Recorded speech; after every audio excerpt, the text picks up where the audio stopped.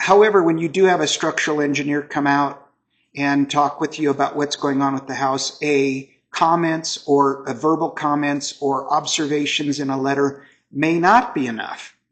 So a structural engineer will offer more information than that. They will offer to write a possible course of correction, recommendations, and so forth. And that might be another level that would then be handed off to a structural repair contractor for a scope of work. That might be enough. Let me know in the comments what you think about that. And then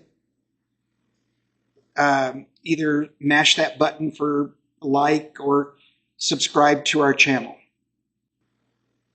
So let's assume now that the structural engineer has been there, done the the verbal observations, and you've now decided you want them to send a letter about that. Or let's say that you want more concrete information than that, and you pay for them to provide a recommendation or even a foundation repair plan.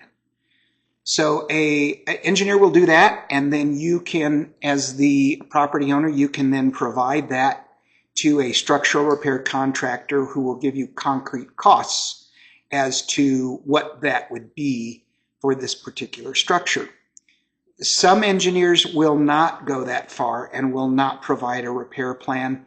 And in that case, then you need to rely on a foundation repair contractor or multiple ones to follow the engineer's plan.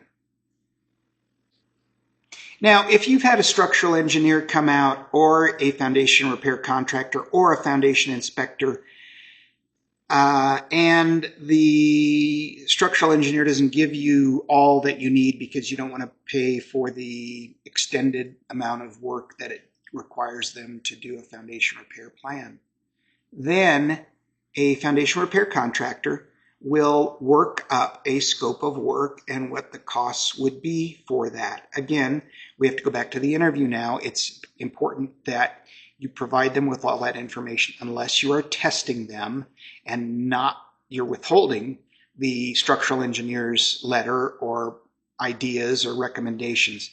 In that case, I understand you're testing the person who comes out, but ultimately after the interview and after they've proven themselves and after they've come up with a scope of work, then might be the time to share what the structural engineer said, and then they can you can either follow the structural engineer's way of doing it and the cost associated with that, or you can have the structural repair contractor provide a independent repair plan. And if you've had that done and you have great experiences or poor experiences, please let me know that as well. So now that you've gotten through most of that meeting, and you either have a foundation repair plan or you have just observations that's come from the structural engineer, you're going to get probably a foundation repair plan from the contractor. And a contractor. You may have 3 contractors coming, and then you'll need to kind of compare those because they will usually give you a written plan as to what you want them to do, or what you want them to do. And then in that case, it's up to you kind of to look through those things.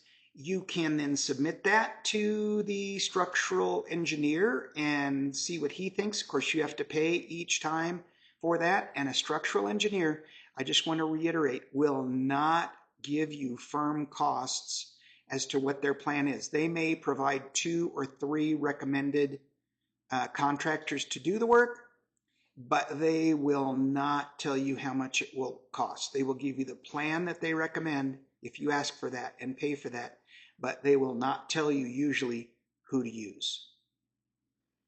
So keep that in mind.